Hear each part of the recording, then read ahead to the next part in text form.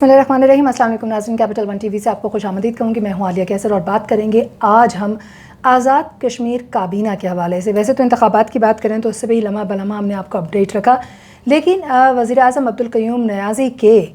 हलफ उठाने के बाद से, वज़ीर आज़म बनने के बाद से ज़ाहिर काबीना साज़ी एक बहुत बड़ा अहम मरहला होता है और उसी तरीके से सदर का इंतखाब या चुनाव। इस वक्त सरदार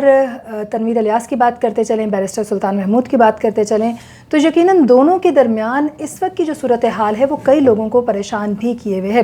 बैरिस्टर सुल्तान महमूद को बड़ा मजबूत नाम माना जा रहा है सदर की हैसियत से, सदारत के अहदे के लिए। लेकिन इससे पहले अगर हम बात करते चलें तो जब वज़ारत उज़्मा के लिए किसी का नाम सामने आना था, उस वक्त में भी बड़े मजबूत 5-6 नाम थे जो कि गर्दिश करते रहे। सरदार अब्दुल क़य्यूम ख़ान नियाज़ी जो हैं वो कहीं पे भी हमें दिखाई नहीं दे रहे थे। बहरहाल उनका नाम आया वज़ारत उज़्मा के अहदे के लिए और वो प्राइम मिनिस्टर मुंतखब हुए। आज के इस प्रोग्राम में हम आपको आगाह करेंगे कि कब सदर का चुनाव होने जा रहा है, सदर के चुनाव के हवाले से कब क्या इक़दाम लिए जाएंगे, कौन से दिन कौन सा फैसला, नोटिफिकेशन सामने आ गया है, और उसके साथ साथ काबीना साजी, बड़ी अहम वज़ारतों में ज़ाहिर है कि जो लोग वज़ारतें हासिल करेंगे उनका ताल्लुक़ जो है वो PTI के अहम तरीन अरकान से ही होगा। एक तरफ तो सरदार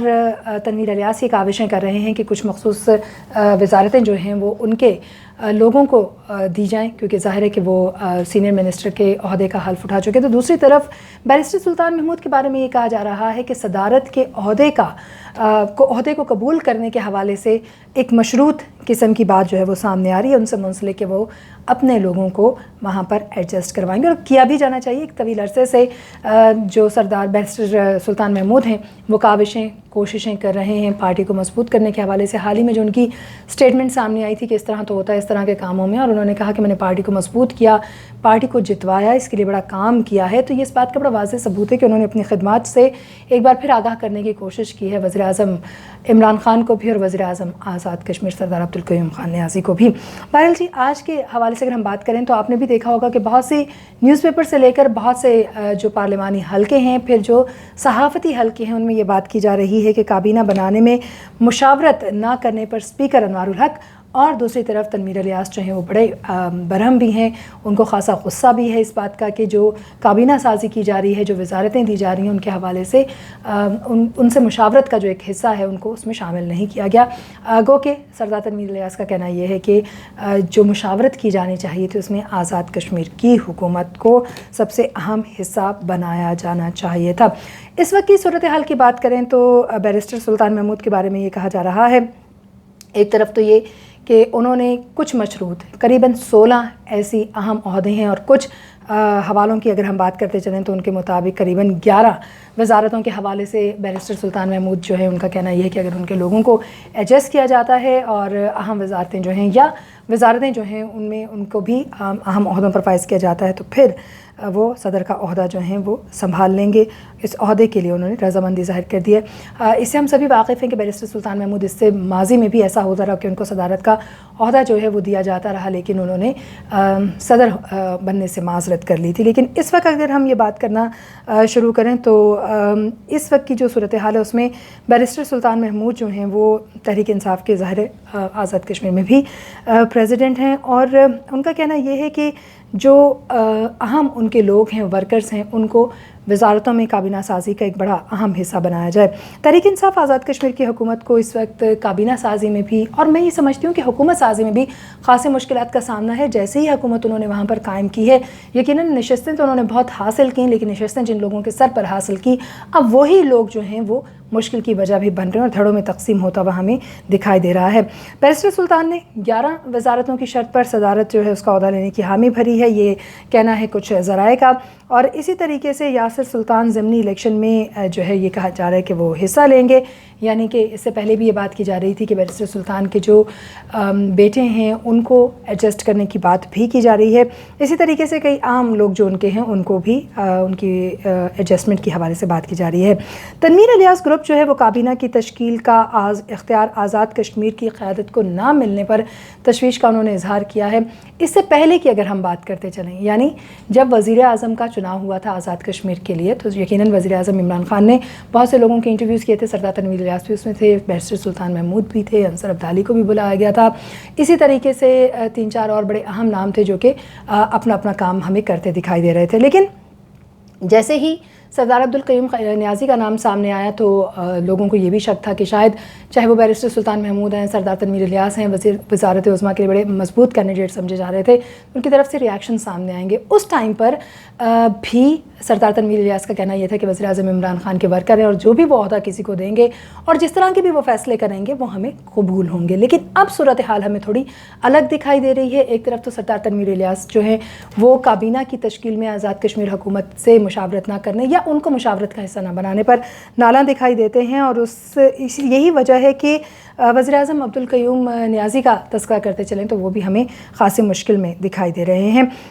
بیرسٹر سلطان اور تنویر الیاس کی زیر صدارت جو پارلیمانی پارٹی ہے اس کے الگ الگ اجلاس ہوئے ہیں۔ اب اس اجلاس میں اپنا اپنا ایجنڈا جو ہے اس کو ڈسکس کیا گیا۔ ایک طرف تو بیرسٹر سلطان محمود کا تذکرہ کرتے چلیں تو ظاہر ہے کہ ان کی جو ورکرز ہیں ان سے انہوں نے بات چیت کی ہے اس حوالے سے، اور پھر انہوں نے نہ صرف بات چیت کی ہے بلکہ ان کا یہ بھی کہنا تھا کہ کیا اقدامات جو ہیں وہ آگے فیوچر میں ہوں گے، اس کے حوالے سے بھی بات چیت بڑے پیمانے پر ہوئی ہے، یعنی زیادہ سے زیادہ وزارتیں کس طریقے سے یہ گروپ حاصل کر سکتا ہے اس پر بات کی گئی، اور پھر کابینہ کی تشکیل کا اختیار جو ہے اس کے حوالے سے بھی بات ہوئی۔ تحریک انصاف کی پارلیمانی پارٹی کا اجلاس ایک طرف سینئر وزیر آزاد کشمیر سردار تنویر الیاس کی صدارت میں ہوا، اور یہ بھی آپ کو بتائیں کہ اسپیکر سمیت اراکین اسمبلی کی بڑی تعداد نے اس اجلاس میں شرکت کی تھی۔ اجلاس میں وزارتوں کی تقسیم، صدارتی الیکشن اور کشمیر کونسل کے جو انتخابات ہیں اس پر مشاورت بھی کی گئی، اور اجلاس میں کابینہ کی تشکیل کا اختیار آزاد کشمیر کی قیادت کو نہ دینے پر تھوڑا سا جو ہے وہ برہمی کا بھی اظہار کیا گیا۔ پارٹی رہنماؤں کا کہنا یہ ہے کہ ان کو شدید تشویش ہے کہ ان کو شامل حال کیوں نہیں کیا جا رہا۔ وزارتوں کی تقسیم آزاد کشمیر اور وزیر اعظم آزاد کشمیر کا جو ہے وہ اختیار ہونا چاہیے اور اس میں ان کو شامل کیا جانا چاہیے۔ آزاد کشمیر کی اگر قیادت کو اعتماد میں نہیں لیتے سردار تنویر الیاس گروپ، جن کے ساتھ اسپیکر انوار الحق صاحب بھی شامل تھے ان کے اجلاس میں، یہ اس کا کہنا ہے کہ پھر وزارتوں کی یہ تقسیم نامنظور ہوگی۔ ایک بڑا واضح پیغام ہے سردار تنویر الیاس جو کہ اس وقت سینئر منسٹر کے عہدے پر آزاد کشمیر میں فائز ہیں۔ اسی طریقے سے اجلاس میں دوسری طرف اگر ہم بات کریں تو ظاہر بیرسٹر سلطان محمود کی زیر صدارت بھی بڑا اہم اجلاس ہوا ہے، جس میں اگین پارٹی قیادت، کابینہ سازی، وزارتوں کی تقسیم، ان کے اپنے گروپ کو کس طریقے سے اس میں ایڈجسٹ کیا جائے گا اس پر، اور ابتدائی طور پر یہ بھی کہا جا رہا ہے کہ جو 16 رکنی کابینہ ہیں وہ تشکیل دی جائے گی اور 11 وزارتیں جو ہیں وہ بیرسٹر سلطان محمود جو ہیں ان کے اہم لوگوں کو اس عہدے پر فائز کیا جائے گا۔ اب یہ تو آبویسلی جب فائنلی کابینہ کی تشکیل، کیونکہ 2 دھڑوں میں کابینہ اس وقت تقسیم ہو چکی ہے اور بڑا مشکل ہے وزیر اعظم عمران خان کے ساتھ ساتھ وزیر اعظم سردار عبدالقیوم خان کے لیے بھی ان تمام معاملات میں فیصلہ لینا۔ اس وقت صدر کے انتخاب کے حوالے سے بات کرتے چلیں تو کل کا دن بڑا اہمیت کا حامل رہے گا، یعنی 12 اگست کا دن۔ 12 اگست کو 10 سے 12 بجے تک الیکشن کمیشن کے دفتر کے میں جو ہے وہ کاغذات نامزدگی ان کو جمع کروایا جائے گا۔ اسی طریقے سے ریٹرننگ آفیسر 12 اگست کو ہی کاغذات نامزدگی کی جانچ پڑتال بھی کر لیں گے، یعنی اس کو مکمل کیا جائے گا۔ کاغذات نامزدگی 16 اگست کی دوپہر تک واپس لیے جا سکتے ہیں اگر کوئی کینڈیڈیٹ اپنے کاغذات واپس لینا چاہے۔ صدر کا انتخاب ہوگا 17 اگست کو 10 سے 2 بجے کے درمیان اسمبلی ہال مظفر آباد میں، اور جو نو منتخب صدر ہوگا ریاست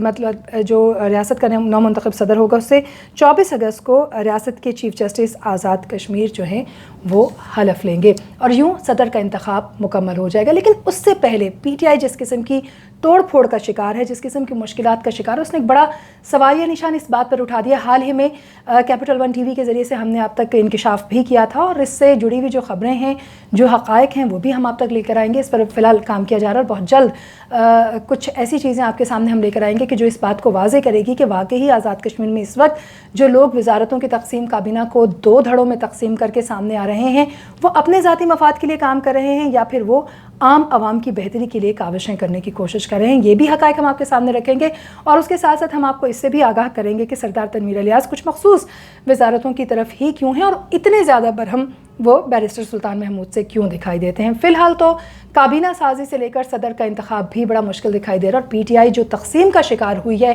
اس نے پی ٹی آئی کی اپنی حکومت پر، اپنی انتظامی امور پر اور اس کے ساتھ ساتھ انتخاب پر ایک بڑا سوالیہ نشان کھڑا کر دیا ہے. اس پر بھی ہم بات چیت کریں گے اور مزید ڈیٹیلز آپ تک لاتے رہیں گے. فی الوقت اتنا ہی. آپ دیکھ رہے ہیں capital one T V. Channel کو سبسکرائب کیجیے تاکہ ہر نئی ویڈیو بر وقت آپ تک پہنچے. اجازت دیجیے. اللہ نے کے بعد.